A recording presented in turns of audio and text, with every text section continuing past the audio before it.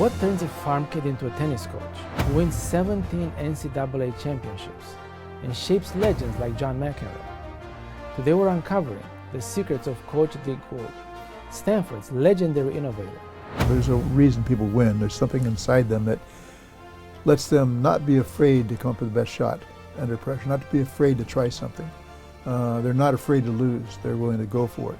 Remember who you are and what you represent, meaning family, school, friends, the game, the sport itself. And that really stuck with my guys, and I stand by that. From a second-tier program to 17 national titles, he was named Coach of the Decade twice. But what drives a man to this level of excellence? How does one coach inspire generations of players? And what lessons can we all learn from his remarkable journey? I think humility, I think integrity, class, being the kind of person people look up to by being classy. Hate alibis and procrastination. Just do it.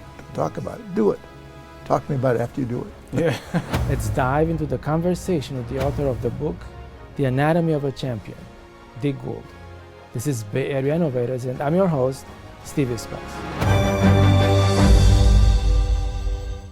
Coach Gould, welcome to our program.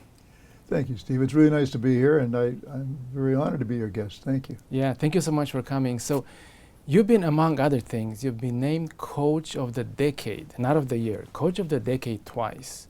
And I'm really not sure, how many people in our audience realize what that means, right? And how it's even possible for that to happen, right? Well, you have to live a long time, first of all, Steve. I think that's nice, and I really appreciate that. Mm-hmm. I think it mostly was because we won 6 championships in each of those 10-year periods. Mm-hmm. And yet, to me, the more relevant thing is that my guys were able to win 17 national championships, and that was a far greater thing for me to appreciate the fact that over the really 4 decades we won a championship in 4 different decades. Yeah. And to see that many teams and that many different periods of time come through like that as players was really gratifying to me to see what they could accomplish. Yeah. And I think that meant a lot to me. I think there are only probably 4, maybe there are 5 of us who have won 17 or more championships among all coaches in men's and all women's sports. Wow. So all sports. Wow. So that's I'm really honored with that. Yeah. And I'm not the one who really should be honored, should be my players, because they're the ones that won all the championships, of course. Well, tell us how you got started into tennis. What was the one factor that got you to like tennis as much as you do? Steve, I had no intent of playing tennis at all. I came from a little farming community, oil farming, in Southern California, just south of Santa Barbara, about an hour north of Los Angeles, Ventura. And I didn't have any friends who played tennis. But one of the neighboring farms, one of the farmers had a tennis court on his property. Was it clay court? No, it was a regular court. Okay. But the guy was giving lessons there, and my folks knew that, and they said, Rich, would really think you should we'd like to have you take a tennis lesson. And I go, pardon me? They said, a tennis lesson. And I'm into all sports. I'm an 11-year-old guy, and I'm into all sports, football, baseball. Little League had just started. And I tried out for Little League. I'd done very well in the tryouts, and the next week I was going to go back and pick out my uniform for the team that I was assigned to. And I said, no, I'm not going to do that. And they looked at me and said, well, do you want to ride your horse this summer? We had a couple of horses on the farm. And I loved my horseback riding, loved riding horses. And I said, yeah, maybe let's make a deal. I'm in no position to make a deal, but I said, let's make a deal. Why don't I try a lesson and see how it goes? So I went in with a kind of a negative attitude, these little white shorts, usually Levi's and boots what I was wearing, and to take this lesson. And I must confess, the lesson before mine, there were 2 twins. They were about 14, I'm 11, the hormones just starting to go, little halter tops and hot pants. And every time they would pick up a ball and lean over and pick up the ball, I'm falling off my chair waiting for my lesson to start, watching them. I was thinking, well, this sport's got something anyway. and then I got on the court, and the pro knew I didn't want to be there. And so he had a really interesting tact. He made everything I do equated to another sport. He would say things like, Richard, you step into the hit like Rocky Marciano, the world champion boxer at the time, Yes. said, Yes. steps into his punch. You watch the ball come off your opponent's racket like Ralph Kiner watches the ball come out of the pitcher's hand. He was, of course, a home run champion of the world at that time, and in fact married my coach's daughter, and years later. Wow. So I thought, well, the sport really does have something, and he made it really exciting, hitting the ball, and that was the first lesson I learned that was really stuck with me for a long time as a teacher, which I became later. I learned that it was so important at that time how powerful it was if the teacher you had could make the subject he or she was teaching exciting to you. And he certainly succeeded in doing that, and that was the first great lesson I learned. And then I couldn't put the racket down and never did go back and get my little league uniform fitted. And that's how you made it exciting to other players and to the students that you had. Yeah, I think that's right. You know, when I got into college coaching, of course, the kids are more motivated. They see perhaps a future in tennis. They want to be on the college team. They want to get a letter on their jacket and things like that.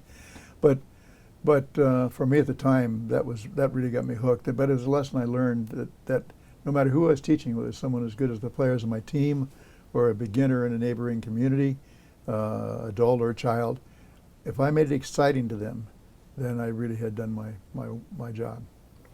Now let's move on to probably your number one student who made it the biggest career. It's a legendary player. It's John McEnroe. He was there for a year at Stanford, which is actually pretty long because I think he was already ranked number 21 in the world when he went to Stanford. I'm not sure what he was ranked. Yeah, when he actually, left. John had gotten to the semifinals of Wimbledon. Before he even. Yeah, when he was in high school, they had a really good pro circuit Mhm. starting out in the New York area, New England area. Right. And so he'd take time out of high school and play some of the events there. Arthur Ashe, Stan Smith, players like that, good players. Those are legendary And players. yeah, and he'd do really well. And so he did well one tournament, then he'd play the next tournament. He played 5 or 6 tournaments before he even went to Wimbledon. And he was in junior Wimbledon representing the United States, which starts the second week of the main draw. Well, he also got, because of the circuit results he had just before Wimbledon in the Northeast, he also got invited to play in the qualifying for Wimbledon. So he not only went to Wimbledon to represent the junior team, the United States in the junior team, but he was in qualifying. And he won his qualifying matches and got in the main draw, which started the next week. And then he kept winning, and he was still in it the second week when the junior event started, so he never could play a junior event representing the United States. Wow. He had to keep going. Wow. And he went all the way to the semifinals. So it was As a qualifier and as a qualifier, 16, all the way to the 17-year-old. semifinals out of almost nowhere, although he'd done very well in the circuit in New England. And so he'd played a lot of tennis by the time he played all summer after that too, because he wanted to get his ranking up, of course, and he kept playing and doing very well. I don't think it took a week off for the whole summer. So what was he like, and what was it like coaching him during that period? Well, first of all, you'd love the guy. He's really, I think he's probably one of the most loyal guys I've ever had. I look back at some of the things he did. For one thing, there's a thing called the Northern California Bay Area Sports Hall of Fame. It's a big thing, with all the pro teams in football and basketball and all the athletes in the colleges in the area, and it's pretty amazing for a tennis guy to get into that. But he was inducted into that. Mm-hmm. And at the induction, I was there, and he said, and by the way, and he looks at me and points at me, and here's the next guy that should be in the Hall of Fame. And sure enough, they selected me for the next year, and that was all due to John's lobbying on the spot in the ceremony itself. Loyalty, he was so good with his teammates. When they needed something, he was there. For me, we asked him to come back and speak to our annual speaker for our nonprofit for a underserved youth featuring education in tennis. Mm-hmm. East Palo Alto Tennis and Tutoring is actually nationally renowned. Mm-hmm. He came back and gave an incredible performance and talk, and that was probably our best money-raising event ever. I think it netted over $700,000 in one evening with no auction, no nothing, just by the energy he created by being there. Right. And at the end, instead of taking his speaker's fee of $10,000, whatever it was, he just signed the check back to East Palo Alto Tennis and Tutoring. That's the kind of guy he was.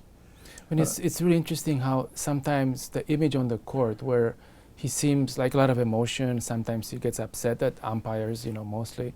And what you may see in real life, they may be pretty different Well, pictures. there's two sides, always. I must say, when he played for me at college, we didn't have umpires in most matches, and he had no problem.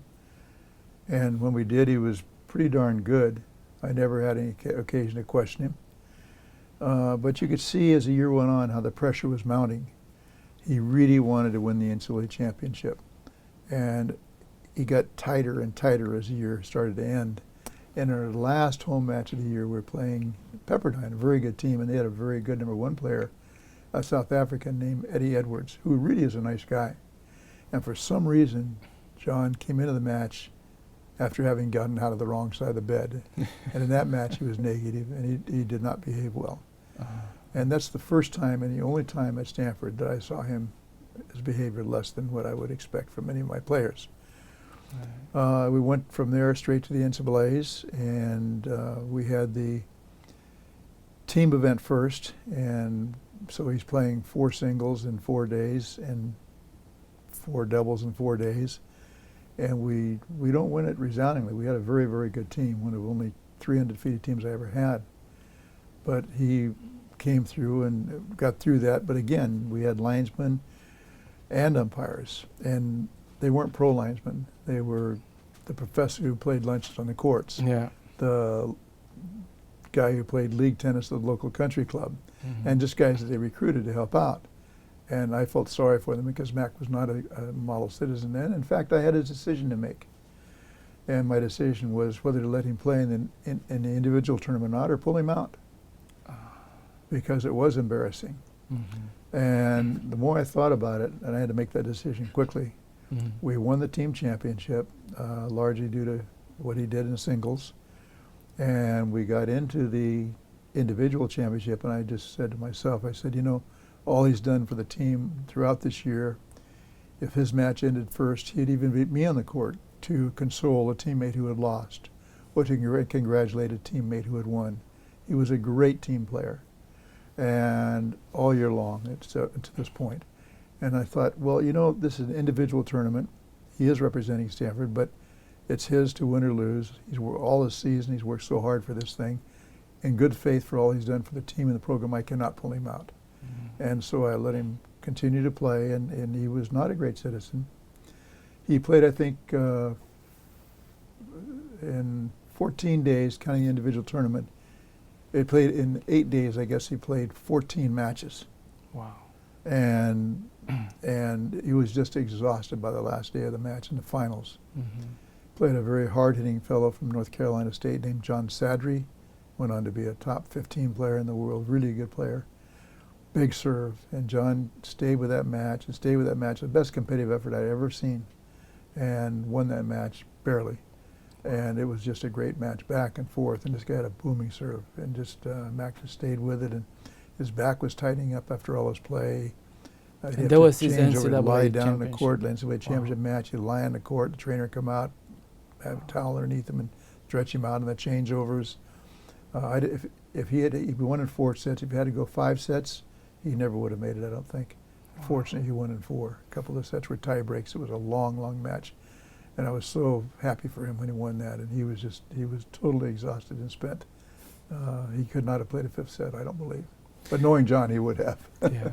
Now, there were some great rivalries in tennis that McEnroe had. Was the Connors rivalry, the Borg rivalry. And let's talk about Borg first and what you know of him. Now, I just watched a tie-break, probably one of the more famous tie-breaks of the Wimbledon final, 1980. And we have Bjorn Borg, who has won, he won 4 straight Wimbledons in a row before this match, right? And he also won French Opens, like 3 or 4 or 5, right? And usually it's really hard to win Wimbledon and French at the same time. Exactly right. Because the surface, right? We have people like Ivan Lendl, he can never win the Wimbledon, even he tries so hard. And then Becker and Sampras, they cannot win the French, right? Yep. So we have this match with Borg and McEnroe where they play in a tiebreaker fourth set, and it goes to 18-16 for McEnroe. He wins, but he loses the match, right? And as I'm watching this game, I see the emotion that McEnroe has, right, after every point, you know. And then on the other side, Borg, they call him the ice man or something. He almost shows no emotion. He just plays, and, you know, everything is... What do you have to say about that relationship and that rivalry that they had over these years? Well, if you look back, I don't remember John. I didn't see all the matches he played, but I don't remember at any point in time where he got upset with Borg. Sometimes he would get upset with an opponent. Jimmy Connors got under his skin all the time. Yes, yes. And Jimmy knew it. Yes. And but he never really got. He had nothing but respect for Borg because Borg just played. I think in many ways he kind of wished that could have been him. It was just a beautiful rivalry, and Mac really respected that rivalry, and always had a tremendous respect for Borg. You take Jimmy Connors, and Jimmy's tough. He's antagonistic. He's a fighter. He's a really great player, and a friend.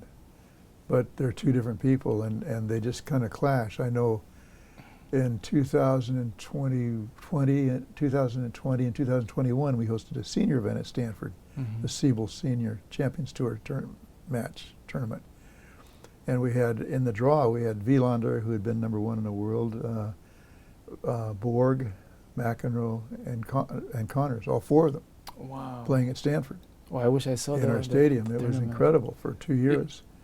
And it was a tournament. And there were other players too, about 16 players.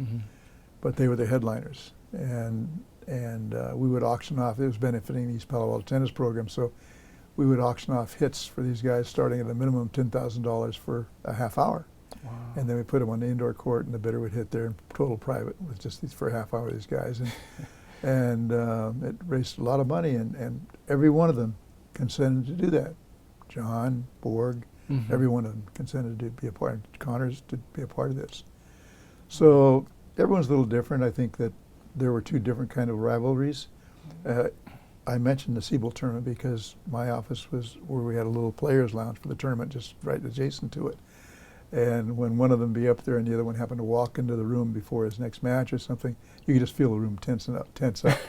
And they wouldn't even talk to each other. It was pretty amazing. I thought, oh, please. But maybe they were too much the same, right? While him and Borg were just so different. It's interesting. I know it's interesting. I don't know what the dynamics were entirely, but I think as you get older, you learn to respect those situations more than hate them. I have so much respect for Mac and his loyalty, and coming back to Stanford graduation 2 years ago and being graduation speaker, did a great job with his talk there. He's been so loyal in so many different ways. He did a foreword of my book. He's just, anytime I've asked him to do something, he's stepped up and no questions asked, and I really respect that. So next I want to ask you about your book, and I think the way this book came about, and please correct me if I'm wrong, is we had this executive, right, from the tech world. He asked you, how do you win so much and for so long? It was the CEO at Maxim, Jack Gifford, I believe, right? Yes, it was. And he asked you that, and then I think you gave a simple answer. He says, well, I get the best players, right? It's like a five-word answer, right? Well, that's exactly right. And Jack and I have been friends for a long time. We were both we were founding board members of the nonprofit East Palo Alto Tennis and Tutoring. That was about 37 years ago now. Jack has since passed. But we were good friends, and he would come by on the way to work and work out in the field right by the tennis courts at Stanford on the way to work. And so I oftentimes would come across the field to my office at the courts, and I'd see him and have a chance to say hello. And one day, just out of the blue, he said, "Dick, how do you win so much? How do you win so many championships?" And this is about halfway through my coaching career, and I hadn't really thought about that at all. And I just said, "Well, Jack, I get the best players." And Jack is in the Hall of Fame at UCLA for baseball. Oh, yes. A very competitive guy. Anyone who knows him from his work at Maxim understands that. And very competitive, and he said, "No, I've been around too long. There are a lot of teams and sports have a lot of teams have great players and never win." And then he asked. So me he wasn't again. satisfied with No, the short answer. That wouldn't do it. And then he asked. Then he asked. He said, "And how do you win for so long?" Which is a whole different factor. And I hadn't really thought about it. I was kind of just doing my thing and getting out there and trying to do the best I could. And but that really got me thinking. And I could not answer another answer than that. I couldn't find out whether there was another part to the answer that I hadn't thought of. And I did have the best players, I felt. When I retired from coaching, I went in 2004 to be director of tennis. And as I stayed as director of tennis, overseeing the program, helping the coaches for about 14 years. And when I finished that, I started work for a nonprofit developing concussion education for sports mostly. And in that process, I thought this is a good time to try to figure out How you if want if there's an answer to Jack better than what Yeah. I got. And I said, but I don't know what it is. I literally started coaching by the seat of my pants. I didn't have any coaching manuals say you do this and Yes, do that. yes. And I knew I wanted to be a coach when I was still at Stanford, but I didn't know where that was going to take me. And I thought, well, you know, I have players. I bet they'd answer some questions for me. I said, let me make a list of questions. So I made about 20 questions up originally that I thought might be relevant to try to answer Jack's question a little better than I could do. Things like, did we have a culture? Is trust important? How important are relationships within the team and without the team? Just a series of questions like this. And I had 200 guys who were still alive in my teams. A couple had passed, but almost all of them were still alive. And this was in 2018, I guess, when I sent this letter out. And I had 83% of them, 166 of the 200, respond. And these weren't yes or no questions. It took them a good 2 or 3 hours to respond if they did it right. They were essay answers. And they really put a lot of time into it. And I said, wow. So I just kept collecting them, and I ended up with that many. And then I'm thinking, what am I going to do with this? I said, let's take them by chapter. And I printed them all, 1,000, 1,500 pages, something like 2,000 pages, something like that, and cut them out by question. And so chronologically, I'd have the question, and then chronologically the answers by the players. Mm-hmm. Top to ceiling, maybe a couple of rows in my office. I think I've seen a picture of in the book. There's a picture yes. of it in my office at work. Yeah. And then I looked at them and read them over. It's a little clearer to see them and what the themes are. And from that came an idea. I said, this is some pretty good stuff. Maybe I can rearrange these questions to form chapters. Some of them might be the same topic. There might be a couple topics merged into one chapter or separated into 2 chapters, something like that. Because I might have a book here. And that's the first time I gave any thought to coming up with a book. Yes. And then I was working full time with this nonprofit, so all my vacations, much to my wife's chagrin, were spent. We'd be on a cruise ship, and I'd never leave the room. We'd be in Hawaii, and I wouldn't leave the computer. And so that's the where it came about. The very short answer to the question that Jack had was, "You got the best players," and the long answer is the book. I could not answer them, so I thought maybe my players could. Maybe there is a secret sauce, as an example. Yes. But what really surprised me, Steve, in the whole thing was that there was no one secret sauce. Mm-hmm. If you read the book, someone say, well, first of all, it turned out to be a book on leadership. And it wasn't intended to be that, but that's what it turned out to be. And it just impressed upon me how important example was for any leader. You don't tell someone to do. You do it, you just do it. If I want my courts clean and I walk by a piece of paper, if I pick it up and put it in a trash can, my players do the same thing. It's not me telling them to keep the courts clean and throw the ball cans away and so on. It's me and you doing walk it. by it. Exactly. Yes. If I treat people with respect Yes. and with dignity, whether it be the cleaning service or it be someone who sweeps the courts or just a maintenance man or anybody, another coach, if I treat someone with respect and dignity, my players will do the same thing. So the importance of example really, really came out to me. Culture was very important. Treating other people right, caring about people was important. And these are all things, when you look at it, when you're dealing with people 3 hours a day, 3 or 4 hours a day, 6 days a week, in most cases for 4 years, you're around them a lot, much more than the parents are the last, probably any time since they started school, Yeah. and at least got into middle school or high school. And so you can really impact someone's life without even realizing it, Right. and for better or worse. And so there were so many different sauces. Someone to say how much respect he had for people. That was a big thing for him. Someone else to say community service. So impressed that someone who was so busy turning out championships could be involved with so many different things in the community. Someone else would say, which I think is a really important lesson, caring for people, listening to people. These things really came across, and there were probably 20 or 30 key things people said. This was the most important thing to me. This was most important to me. This was most important to me, but they were different. Yes. And this really struck me as well. Well, I want to go over. I think it's in chapter 1. We're talking about it's fundamentals of leadership, and I think there's a quote by Vijay Sekon, and I think he calls you a level 5 leader, right? I have no idea what level 5 Yeah, is, and I don't know but he either. described it a little But bit. he mentions 5 points that makes this leader that he sees in you, right? And the first one is humility. And I thought that's very important, very relevant, and probably more than most people think about as a leader, to be humble. Please tell me about that. And then, we mentioned the other 4 are will, ferocious resolve, and then tendency to give credit to others, and tendency to take blame to ourselves.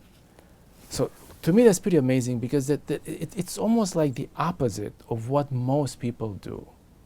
Well, I think, unfortunately. Yeah, I totally agree with you, Steve. I think, first of all, I wasn't hitting a tennis ball, so I can't claim any championships. I didn't hit a ball in the court. They hit all the balls in the court. So, realistically speaking, they're the ones that were winning the championships. And I think to give credit where it's due is really, really important. I could not have done it without these guys working hard. It's an important thing just in general in life. It's easy to celebrate successes. So many times people take credit for successes that were really made possible by other people. You can't forget that. No one can do it alone. And I just had the pleasure of having outstanding people. Vijay's a doctor now, having outstanding people like Vijay who were just great to work with. Later in the book, you are bringing up your favorite passages, and there's 2 of them that you mentioned, right? One is the poem If by Rudyard Kipling, and the other one is Station, right, by Robert Hastings. Please tell us about what these mean to you and what they would mean for others. Well, I've always really enjoyed the poem, I guess if you wish, If, by Rudyard Kipling. If you were going to live your life a certain way, to me that's a great example of how it should be lived. My wife does a little calligraphy, so she did this and blew it up for me on a couple of things. I have that and the poem The Station on either side of my bed at home. I have them in my office at work, and to me they're just great ways in how to live your life. I think Rudyard Kipling ended up and what's more, if you've done all these things, you'll be a man, my son. Yes. And that's at the end. I never brought this to my kids, my players' attentions, but they would see it, and they would read either one of these. The other one, If, or The Station, was one that I read in Dear Abby a number of years ago, of all things. And gosh, it must have been the early 80s, and it came out a couple more times in her column as well. Written by a guy who wrote for the Illinois Baptist. It came out in that magazine. And it talks about the journey of life. And the idea is there's a station, but that station is not the result. You think when I'm 18, you're going to get a new car, or when you're 21, you're going to graduate from college, 22, and that'll be it. Yeah. But it's never it. There's always something else. It's the journey toward the station. Yes. The station is endless, an endless track, and you just keep going and going and going. So that was an important lesson to me, because it meant that my players really, I had to do all I could to be sure my players enjoyed the journey. They did not take any win or any one success as the be-all. If we won a championship, I think Mike Bryan, who later became the all-time world champion in doubles in history, said something about he took the trophy home and that night that we won it when he was playing and wanted to sleep with it. And I said, well, you can have it tonight, but tomorrow, be sure I have it back tomorrow because then we got to start working on the next year. The journey keeps going. It keeps going. It keeps going. I think that those narratives, poems are absolutely wonderful. I encourage our audience to read them and look at them because they're not just for tennis, they're not just for sports. It's a life lesson. It's something that anyone can. It is, Steve. And Robert Hastings was the author of the one for the Illinois Baptist, The Station. And of course, Rudyard Kipling for If. I have so much confidence in those two poems that if I give a talk, I'll end the talk with one or the other of them. And in fact, every one of my children, every one of my grandchildren, when they graduate from high school, gets one in a frame, and when they graduate from college, they get the other one in the frame. So that's just a tradition that I passed on to my kids because they certainly are words to live by, and I think important for everybody. That's fantastic. Maybe today more important than any other time in history of America. Absolutely. Now, going further into your book, what I realized was that the depth of the players, of the team that you had, and of course McEnroe, he's a legend. Everyone knows about him. You know, he goes beyond tennis, right? He's on late night shows and everything. But there were other players. Roscoe Tanner, right? Roscoe Tanner, he won a Grand Slam. He was in the finals of Wimbledon. He has the fastest serve for many, many years, and I think 153 miles per hour. With racket. With racket, yes, yes. 153 miles an hour. I mean, these guys now are barely making it, not even close to that, right? And he was one of your students as well. And there's others, Tim Mayotte and others. How did you get these players? How did you get them, into your team? And how did you maintain them? So when I started coaching, my first job was at a local high school, Mountain View High School, and it was not a place where a lot of country club players, people were in school. It was on the other side of El Camino and Mountain View, and no one played tennis. And I was also the JV football coach for the younger kids, and we didn't have them going out for tennis, even trying out for the team. And so I had a pretty good relationship with my football guys, and I talked a lot of them into trying out. We had a big tryout, and they'd hit against a wall. Most of them never played tennis. They hit against a wall, and it made it fun for them. So we got going that way, and actually ended up after 2 years with a pretty good team. And then I got a job at the new junior college, opened up right next door almost, Foothill Junior College, beautiful school. And I could actually recruit then, which I couldn't do in high school. And we did recruit some pretty good players. A German player fell into my lap, a fellow pro from Los Gatos, a nearby town. Brought him up to meet me, and he came to school and went on to be a really good player at USC, a powerhouse at the time. Got the quarterfinals, NCAA championship, good player. And another guy, and we won a couple state championships there in my 4 years. And I was a pro at a local club, Fremont Hills Country Club, at the same time. So I'd have my team in the school year, and then on weekends in the school year, and summer times, full time, I'd work at the club to make ends meet. Mm-hmm. And so, but I wasn't known of outside the area. We did a lot of innovative things. We did a ton of things to promote tennis, and really had a lot to do with starting the tennis boom in Northern California, frankly, at that time. First time things, really big things. And, but I wasn't known outside the area. Players were all over the country. Mm. And I had to get to know them. My first year, I went to the national championship to recruit there. And there were so many things you could do with the rules on site at a competition. And it was a meat market. Players come off the court, and there'd be 10 coaches lined up to put their arm around a player. Oh man, you're going to be the next best. You're going to be the next best player in the century, and all this. And it made me sick to my stomach. Wow. I said, how can I get around this? Wow. How can I get to know these players? Right. Really know them rather than so superficially. Yes. Because if they don't know me, why would their folks entrust them to me for 4 years? When they're established 10 other coaches who've been playing on the circuit and things of that sort. So, and had much more experience. And Stanford had never been that good. And so I thought, well, maybe I can have a camp. They had a national training camp. And so I asked the USTA if they would hold a national junior training camp at Stanford. And a good friend of mine from the club was the president of Transamerica Corporation, CEO of Transamerica Corporation at the time. He said, I'll help you. Transamerica will sponsor this camp. And so that gave us some latitude to do some things we couldn't do otherwise. And I was the host, not the coach. I was the glad hander. The coach that was going to travel with them all summer long was at Burlingame High School. And so he was there at the camp, and he was getting them up in the morning, working them out. I didn't have to get them out of bed. The coach of the team was, for that 2 weeks, was Barry McKay. And in Northern California, there were 2 national tournaments at the time. The week after the camp ended, the state junior championship at San Jose Swim and Racket Club, a neighboring town, and 30 miles north, Stanford, and 20 miles beyond that, Burlingame. And the National Hardcourt Championship at Burlingame, and all the kids play the National Hardcourt Championship to start their summer competition against each other. And they go from one town to the next, there's a circuit of maybe 10 events. So that's but how it started here. That's how you would recruit. So they came out, played these 2 tournaments. So everyone came. The USTA would pay their way out to Stanford.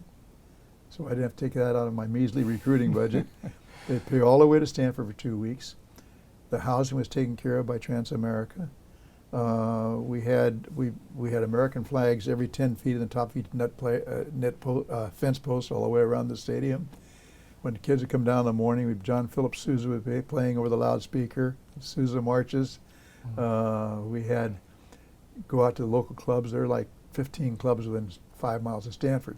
We'd go out to a different club each night and put a little exhibition on, and the club would do a barbecue for us. We'd do things that we went to the Giants game. Transamerica took us in the Giant clubhouse, not the player clubhouse, but for dinner up at the stadium. Right. We had another trip up to San Francisco. The kids just had a blast. The Fisherman's Wharf, running around there, and had dinner at Sabella's. We did it right. The final dinner was at Los Alamos Golf and Country Club. It was a great banquet. We had some sponsors for that. We had a local medical auxiliary from one of the hospitals that sold tickets so that they would come to the final matches, and these kids would play each other for a spot in the team. And every player in the country for 3 years, the top player, except one guy who didn't play, came to that event. And I would be trying to make their stay as good as possible, show them how much tennis interest was here and so on. Yes. So they got to know me a little bit. And that was really the thing that got us going more than anything. So all of a sudden I knew everybody, and I could write them and I could talk to them. And this is one of the things you were well known for innovation. It sounds like almost every year you have a new approach, either for coaching or for recruiting or for keeping the players. It sounds like you thought of something new all the time, right?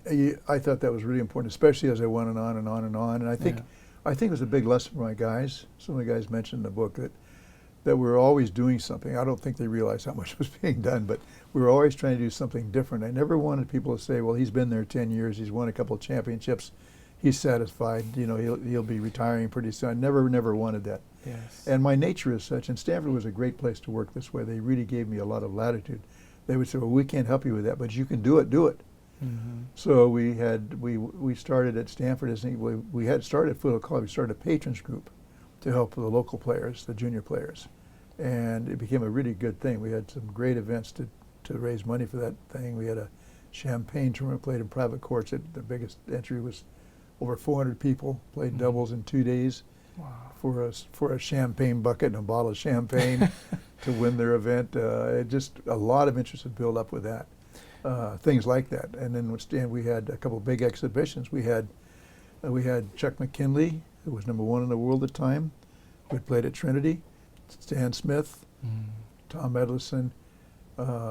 We had 4 great players for a couple of years, for 1 year, but it cost me a lot of money to get them.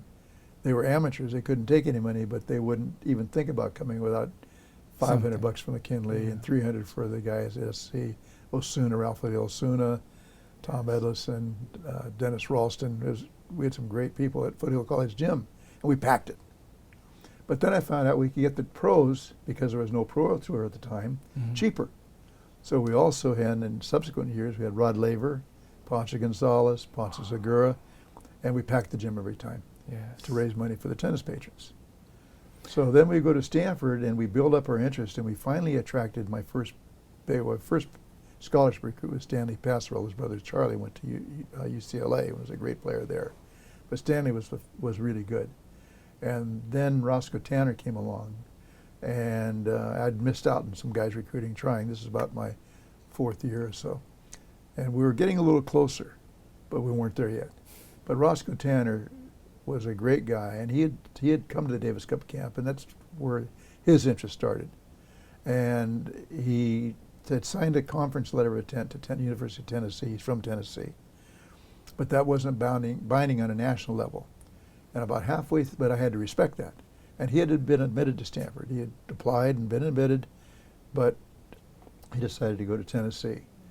But all of a sudden, halfway through the summer, he called me. He said, "Coach, do you think they would still accept me at Stanford even though I turned them down?" And I said, "Well, let me find out." And I crawl on my hands and knees across campus to the admissions office. I said, "Guys, you can look it up. You admitted this guy a couple months ago. He said he couldn't come or wouldn't come.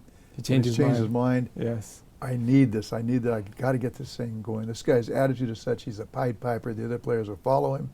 With him, the glass is always overflowing, and so on." And Roscoe was exactly that. He was the guy who really started a program and the interest in it. But it all came from that Junior Davis Cup camp. Wow. And making that a special experience for the kids. I think there's another quote in the book that I think describes, in a way, your career. I think it's from L. Davis, where he says, "To get to the top, run as fast as you can. Once you're in the top, run twice faster." I think, Steve, there are 3 things that really stood with me growing up. One was I took the lesson that I learned from Harold Chafee, my first lesson pro. And my coach was a part-time coach at Stanford. He was a manager and a pro at Serve-and-Volley Circus Club. So he couldn't leave the club in the summer to do teaching. But he needed, a lot of people from private courts were asking him if they could come out and teach their family or their friends.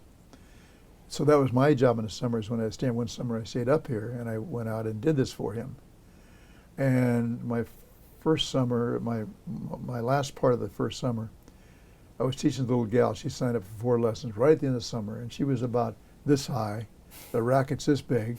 It's heavy. She can't even hold it. She was young, 7 years old or so. And make it exciting, remember? That was my lesson I learned in that first lesson. Yes. So finally, after the 3rd lesson or so, she had a beautiful swing in the forehand or back inside. She couldn't connect with the ball. And she finally did. And I'm looking at it, I can't remember her name, and I'd love to see her today. I'm sure she's still hiding from me. I said, "Wow, that's exactly what I wanted. That's exactly what I wanted." And she started jumping up and down, and all of a sudden she stopped, essentially in midair. And she looked down at the ground. This little puddle of water was forming under her. And she looked down at the ground, looked up at me, looked down at the ground again. She got so excited she couldn't contain herself. She realized what she had done. She ran into the house out the front door. I never saw her again. That was the end of the lesson. But that lesson, making it exciting, always stuck with me from that time on. Yeah. The next lesson was when I was coaching at, and a really important one for me. And that's when I was coaching football, which I did play a little bit in junior high school, a little bit in high school, at Mountain View High School. And we were doing a little tackling drill. I'm not one-on-one. The rest of the team is 25 guys just standing here. It's you and me and you. And we're not much farther apart than now. We're 7, 8 yards apart. We couldn't get hurt. But we had to run down the line, and I had to tackle you. Well, in this case, it was a guy named Eddie Matias. And Eddie, he'd look like crazy, and he'd stare down at his opponent. The guy would start running at him with the ball, and he would slip just before contact. He fell to the right. Eddie, up, back the line. Let's do it again. Blow the whistle. There he goes. Slips, fall to the left. And I'm starting to lose my cool because he's not going to get hurt. It's too. Yeah. And then he goes back the 3rd time, and he slips. He falls back on his back, and he's lying, looking up at me like this. And I'm still in my slacks from my classroom. Yeah. I have my sport coat off. I had a whistle around my neck, and I'm going leaning over him. I'm calling every foul swear word I can think of. Team's looking at me. Go, "Oh my gosh, coach is losing it." He looks at me. He lets me vent, and then he waves me off with one finger, and he says, "F you, Mr. Gould," and I just go, "Oh, what do I do now?" I remember that in the book. All of a sudden, I realized it taught me one of the best lessons I've ever learned. Yeah. Be yourself. Vince Lombardi was a very famous football coach. Yes. the Green Bay Packers, and had great success and was known as really a tough taskmaster. And I felt, well, I was going to be a tough taskmaster, but it wasn't me. Yes. And Eddie Matias called me on it. Mm-hmm. And from that moment on, I was a much better and better coach. That's an awesome story. And then we got into the last thing. Mm-hmm. So then my third lesson, Mm-hmm. and this is what you asked me about, Mm-hmm. was I was at Stanford, and those Oakland Raiders had won the Super Bowl, and a great, great victory for them. And at the start of next year, Al Davis was having a press conference. He was the general manager by then, the former coach. And someone asked him, well, Al, you won it last year. What's it going to take to win it again this year? And this was quoted in the local paper. Mm-hmm. And I'll never forget how he answered this. He said, well, I'm going to quote from Alice in Wonderland. And I'm going, what am I reading? He said, the Red Queen told Alice, you have to run as fast as you can to get somewhere. But once you get there, you have to run twice as fast to stay there. And that's so true. That's amazing. And we won our first championship, and that to me was the biggest thing for me. Yeah. Because I proved ego-wise to myself Mm-hmm. that this could be done. We finally won a championship. We could do it. And it could be done. And all these people who were laughing at me when I took the job and said, well, we can do this. And I need my players. Mm-hmm. I would sit there and I said, well, someday we're going to win a national championship. And they looked at each other and said, one in the book just said, well, you're crazy, coach. It's never going to happen here at Stanford. We're students first. It's never going to happen. Yeah, academics are first. Of course. And it's never going to happen. And so anyway, this thing, we went on and we won it in '73. And Did you, at that moment in time, did you think that you're going to win another 16 No, times? I didn't care if we ever won it again. I satisfied my own ego, which got in my way, believe me. Got in my way. Yeah. And I put so much pressure on my team to having to win this and having to do this and having to do this, that they would get all tight and couldn't play. I was a terrible coach. We finally won it, took the pressure off. Now I was coaching just for enjoyment. Sure enough, the next year with a lot of challenges. One guy quit the team just before the national championship. And Sandy Mayer, top 10 player in the world in Yeah. singles and doubles. Yeah. And we had a little love triangle in the team going on, and then with the teammate who was one of his best friends, they had the same gal, and it didn't work out. And so he just couldn't face him, and he had to leave the team. I quit. Wow. But anyway, we won it again. And a guy who was, and so at that point, I said, wow. And I had to learn in the meantime not to put much pressure on my players. Mm-hmm. And then the station kicked in, and we'll pull on the station. Because then it was a matter of being a little better today than we were yesterday in some phase of the game. Yes. And they're going to be this kind of peaks and valleys, but you can't judge your success by just wins. It's whether your forehand, the preparation is a little better, whether you're getting the toss in the right place in the serve, whether your footwork on the volley is improving. These little things you can't measure. It's not like it's swimming, where you can always better your time. Yes. I envy swimming because you Yes. can lose every race and better your time and feel good about yourself. Yeah. In tennis, you win or you lose. You lose, you're not going to feel good about yourself, if that's what you're what people tell you you're supposed to do. Yeah. So I learned not to do that once we finally win it. My players in the book say, Coach rarely spoke about winning. Well, after we won that first championship, we didn't. It just seemed to happen again and again and again. I want to switch gears and talk a little bit about your philosophy on serve and volley. McEnroe was a big serve and volley, and it seems like today we don't have that as much happening in the tennis championships. Yes, that's true. I coached at a time where serve and volley, everyone served and volleyed. Now Mac, when you get a kid in college, he's finally got his physical growth. Most of the players have by then.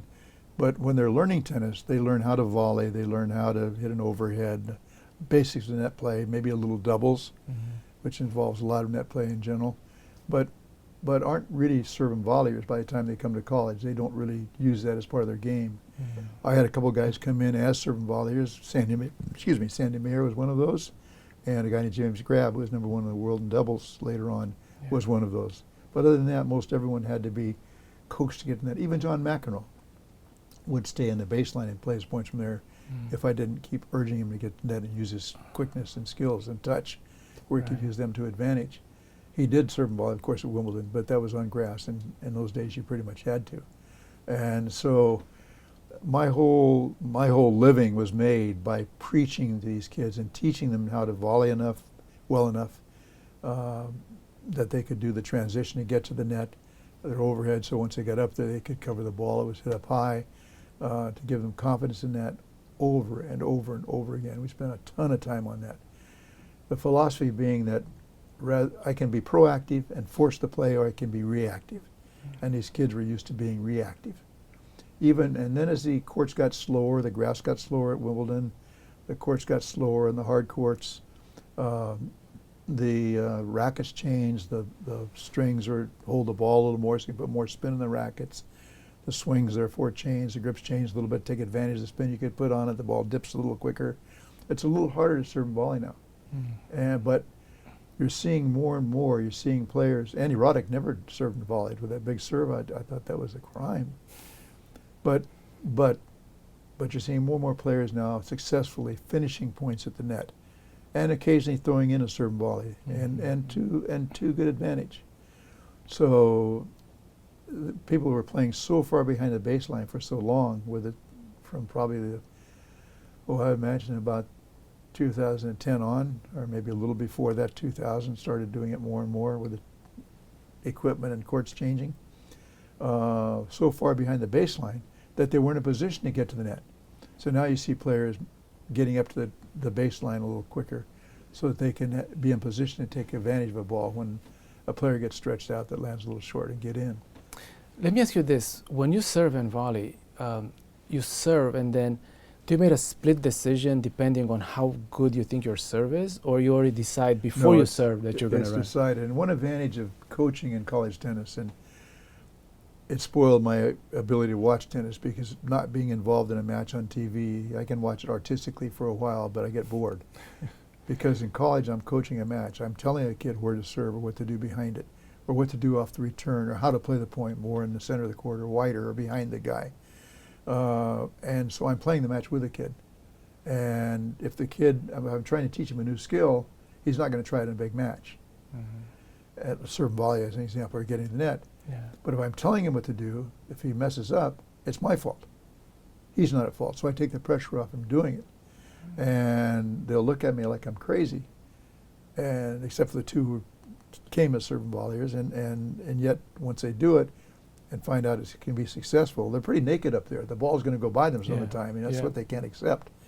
But they force the other player to react, and puts tremendous pressure on the opponent. And that was my trademark, my style of play. First strike tennis, we call it. The Stanford way, if you wish. Well, it worked out well for a lot of players. And McEnroe is known for his magical hands, right? Yes. When he handled the net. That's why he had to get up there. And he knew that. In fact, sometimes you get hands that are so soft and magically you forget there's a time you're going to stick the volley. On the courts, as it used to be, it was important you firm up and hit it pretty hard. Now you're getting away with these little soft volleys. A little bit different style of volley you're using now. Let's talk about some of your favorite players throughout the years, and who do you think are, maybe not one best ever, but some of the best ones that you like? Well, it's hard because some of the ones I like the most were the ones that some never started, but I looked how far they came. Some of them played number 6 or number 5, and they were the ones that won the championships rather than the number 1 guy. I always have a very fond place in my heart. In men's tennis, we can have 4.5 players in scholarship, and yet we start 6 players. So oftentimes my number 6 player, 5 player would not have scholarships. But occasionally, when I didn't have a scholarship available, my number 1 player might not have one. Alex O'Brien, as an example, from Amarillo, Texas, of all places. He's a good example. He said the only time I came up with that was to shake hands and pick up a ball. But he ended up as a serve and volleyer and won the NCAA in singles and doubles and the team event, and ended up number 1 in the world in doubles. And he came to Stanford no scholarship. And Michael Flanagan was at Stanford and played number 1 and no scholarship. And there were some other players as well. Jimmy Grab had a half scholarship, 3 times number 1 in the world in doubles, 3 different years. I really respect the guys who took that chance and did that. And there were a lot of them. Peter Rennert was number 1 college player in the country, player of the year, and ended up, I played Borg in the first round of Wimbledon, and ended up in the top 40 in the world. And he had no scholarship. And these guys that took that chance, had that confidence in Stanford and me and what would happen with their tennis, I really respect them a ton for that. Now, out of the players you coached at Stanford, for singles, McEnroe was #1 in the world 4 or 5 years, probably Yes. 5 years.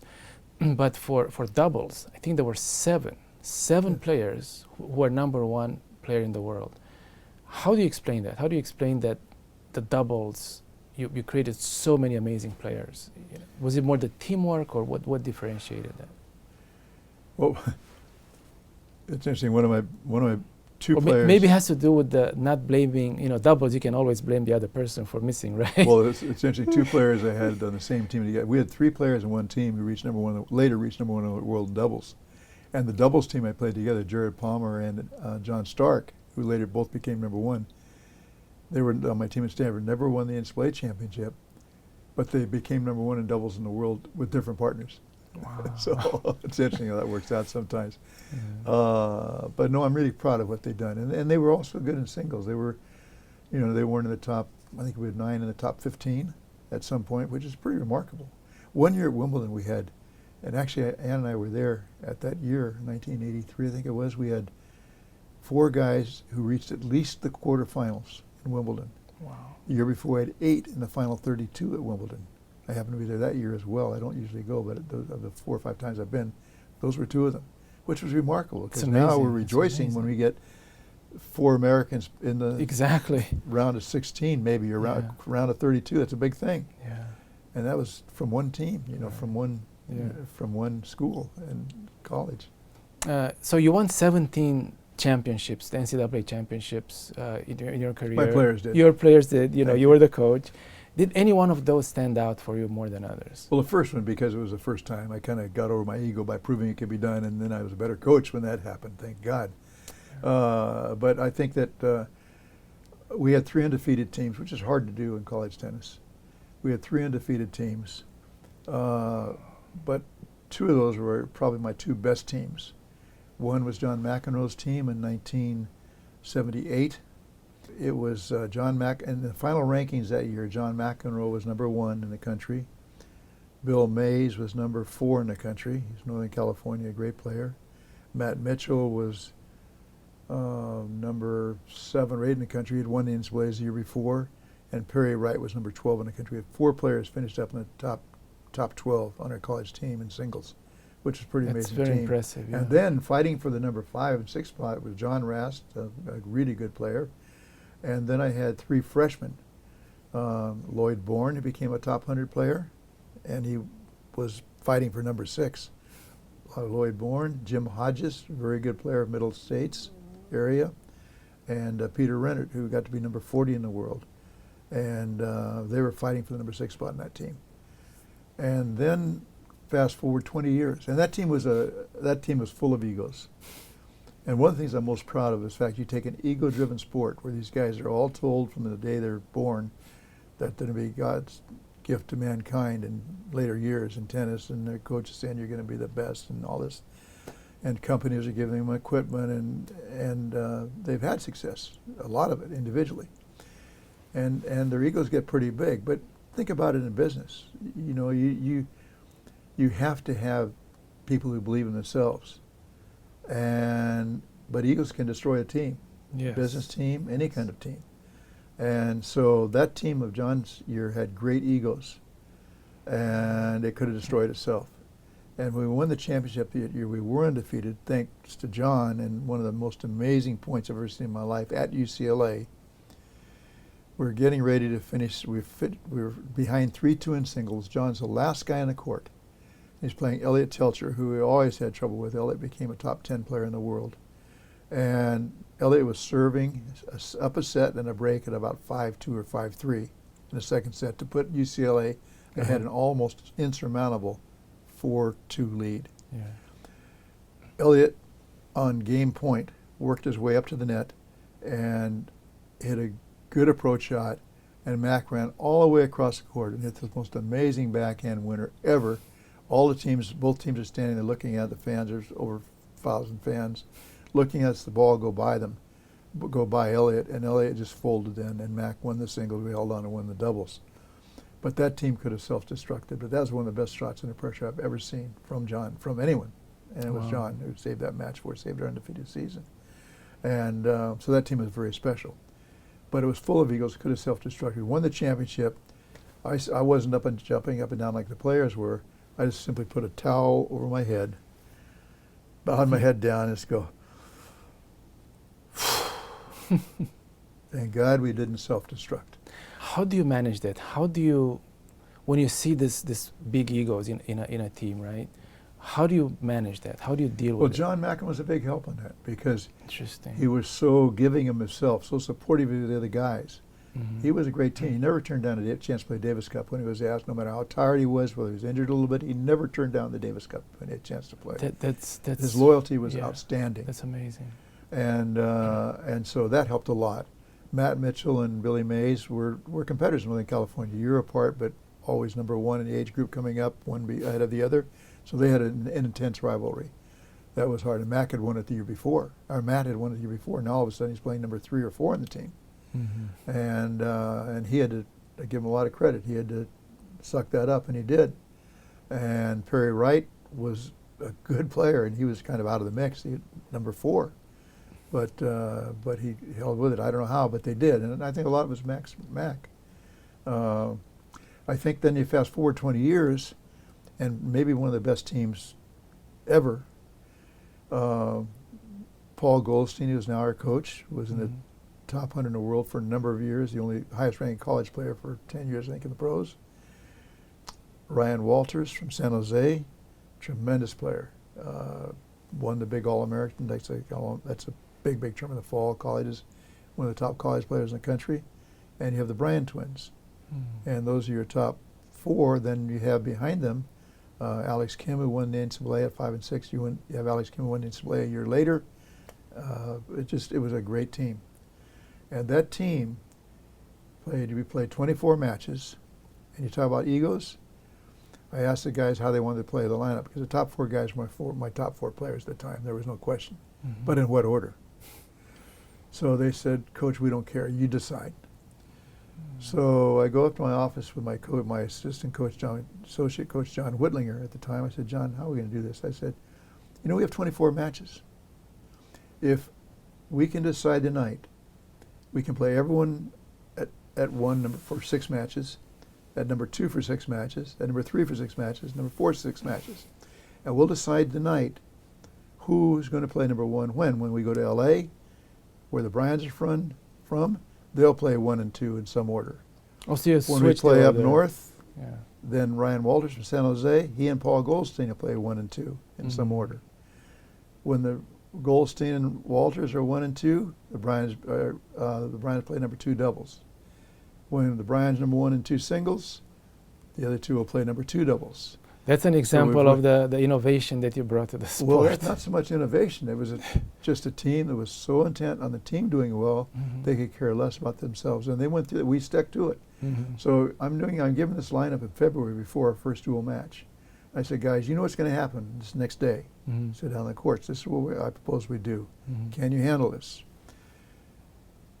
Bob, you're going to be playing the best of everybody 2 months from now. But that might be a day that on the schedule I'm going to give you, you're playing assigned to play number 4. We can't change that. Are you okay with that? You're number 4. You're number, whatever. They all had to buy in right then. So we handed them the schedule, and they looked at each other and said, no problem, Coach. And then Jeff Abrams, who was our sports medical doctor right now on the team, and a great player, and Alex Kim alternated all year at number 5. And they went to it, and we lost 2 singles matches all year long. Wow. Out of the 24 matches times 6 players, how many is that? My math's not very good. That's an unbelievable 150, record. 150 matches, we lost 2. Wow. And later on that year, those were redeemed. They beat them in later competition that year. And we lost 1 doubles point. And I didn't get mad very much, but when I added a 21st question to that thing, I sent out several email, and one of the questions was, stood a standalone question. When did you see Coach the maddest? Well, this is one of the times. We go to Arizona to play. It's windy and it's cold, and we're playing in the Final Four in men's basketball. And the guys wanted to watch the basketball game, but we had to play the match. And so their mind wasn't in it at all. And first thing you know, Arizona State was pretty good, and they win the doubles point. It's the only doubles point we lost all year. And man, I read those guys so hard. I think the guys' comments in the book where we lost 3 singles games the rest of the match or something, and just wiped them out and got to the restaurant in time to watch the basketball game. But that team was totally selfless. So that's the difference. And then I think the other thing is that you think about the team, the ones you could have won and didn't. What could I have done that would have helped us the most win the match we didn't win? We could have won it in '76. We had a big lead going to the finals, and we didn't win it. Wow. And then I was going to coach about 10 years remaining in my coaching career. I said, well, I've coached 30 years now. I'm going to coach 40 years or until we go 4 years without a guy winning a ring. Because for 34 years, everyone had at least one championship ring. Wow. It turned out. So we get to 2000, we win it then, and I got to win 2 more to go to 40. This is going to be 38 if I didn't win another one. Yeah. And in 2001, Alex Kim in the NCAA finals gets super body cramps and humidity and heat in Georgia. They take him to the hospital. He can't play that match. They give him intravenous fluid. They gave him too much fluid. His brain started to swell. He could have died in the spot. But he survived, but he couldn't play. So without him, the #1 player in the country and also defending champion, and our doubles, changing the whole doubles lineup around, we couldn't get through the rest of the tournament. So we got beat in the quarterfinals. I would never bet against that team. The next year, the guy who won the doubles that year, NCAA doubles championship, is playing #1, and he's #1 in the country. And he goes out in our conference championship just before the NCAAs and can't play the rest of the year. So I lose my #1 player 2 years in a row on teams I never would have been against winning, and I would have made 40 years. Yes. As a one, we won 17 championships in 28 years. That was pretty good. That's amazing. That's amazing. And I'm proud of that. I really am. Yes. I would like to ask your comments about the top players in the world today. Of course, we had Federer, Nadal, and Djokovic. Now only Djokovic is left. The other one's retired. What are your thoughts about the level of these players? They've been around for so long, probably longer than many others, for so many years. They really taken tennis to a different level. What do you think is their secret? What are they doing? Well, first of all, it's hard to compare eras. It Yes. really is. I think, and also tennis has changed so much with open tennis. That started in 1968. Yes. Until that time, you couldn't play as a pro if you took money. You were getting money under the table to appear in the tournament. Yes. Whether you won the tournament or not, you're getting a certain amount of money just to show up. So it was amateurism, really. Right. And that's why they had to open it up to pros. But I think, I think probably that, in my mind, one of the best players that probably ever lived was Rod Laver. Yes. And Rod won the Grand Slam championship, all 4 tournaments Twice. in the same year as an amateur. And then he turned pro. And he couldn't play it again until 4 or 5 years later when open tennis started. And then he won it as a pro.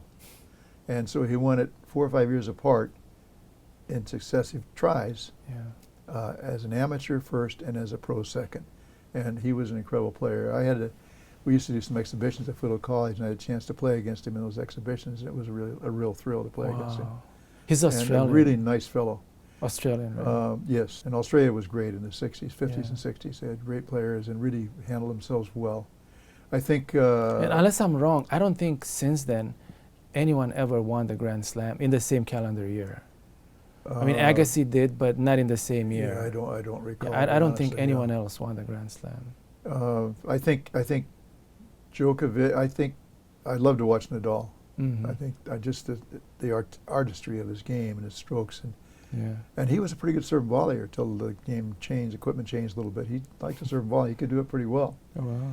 Rafa, he didn't like to serve and volley very much, but he was such a great competitor, such a big heart. Yes. He just was a bull out there and injured a lot, unfortunately. So he never really could reach his peak. But then you take Djokovic and what he had to go through and sticking to his beliefs. And Yes. For his COVID testing and things like that, which cut him out of some chances to win Grand Slams when he was playing great. That's But right. sticking to what he believed in and how Yes. much respect I have for him in that. And he's changed his game. He's gotten better. He's changed. He takes great care of himself physically. He's not as warm and fuzzy as Rafa and Federer. They had a great relationship. As a young child, how great it would be to have two people like that who are two of the best in the world ever competing head on, toe to toe, and the respect they had for each other is so obvious to show that to your kids as to how an example of a great competitor could be and should be. It's just a sport after all. Yes. It's not life or death. But I have to really respect Djokovic for how he's changed his game. He's finishing a lot more points at net now. He's worked a lot in his volley. He's worked on his game to get better. He's changed his game to get better. And unfortunately, I think his time may have passed. But as soon as you say that, he'll come up with a surprise. He might win one more. Exactly. We'll see. Yeah. Well, Coach Gould, thank you so much for your time. I have one final question. Yes. In conclusion, what would you say would be your best advice to a young player who's starting? What would be the most important quality that you would see in a player to get them to be where they should be to win championships? Well, if you're talking about physical abilities, the first thing I would look for is feet. Mm-hmm. You have to have good wheels. You have to be able to run. Mm-hmm. The second, and you can't see it so much, is heart, unless you're watching matches, seeing results. So there's a reason people win. There's something inside them that lets them not be afraid to come up with the best shot under pressure, not to be afraid to try something. They're not afraid to lose. They're willing to go for it. These are technique-wise things. I think that you don't have to be perfect to win. You know, we're taught to be perfect. We come home from first grade, and it says CATDOG. We have 10 words all spelled right. Yes. And there's a big smiley face. The teacher If wrote you got on them top all of the right, page, 10 out a of 10. gold star, Yes. and the teacher writes perfect! Yeah. Exclamation mark! Exclamation. And we think we have to be perfect. Yeah. But you don't have to be perfect to be successful. We forget. The baseball player forgets to get a hit, the top batter in baseball, 2/3 of the time. Yes. Quarterback only completes a third, 2/3 of his passes. They're not perfect, but they are pretty good under pressure and coming up with things. So you don't have to be perfect to win. That was really important. Yeah. I think, but beyond that, I think the things that I would like to see in my own kids, 4 of them have been very successful athletes through college, that I think humility in whatever you do is really, really important. I certainly think that's important in sport to exhibit as a competitor. I think integrity, incredibly important. I think class, being the kind of person people look up to by being classy. No procrastinations, no excuses, no alibis, just do it. Mm-hmm. Nike slogans always there. I hate alibis and procrastination. Just do it. Talk about it. Do it. Talk to me about it after you do it. Yeah. I think these things are just so important. Very basic. My My guys say, Coach, you always said, and this comes out in the book by several guys, said, Coach, you always said, remember who you are and what you represent, meaning family, school, friends, the game, the sport itself. Yes. Remember who you are and what you represent. And that really stuck with my guys, and I stand by that. Coach, thank you so much for your time. Really appreciate your time. What a pleasure to me, Steve. I hope I haven't put all your listeners to sleep, but it was fun for me, and I enjoyed being with you. Thank you. Thank you. Thank you for watching another episode of Bay Area Innovators. If you enjoyed this episode and you know someone who should be on our show, please send us an email at sfbay@epochtimes.com. We would love to hear from you. Thank you, and see you next week.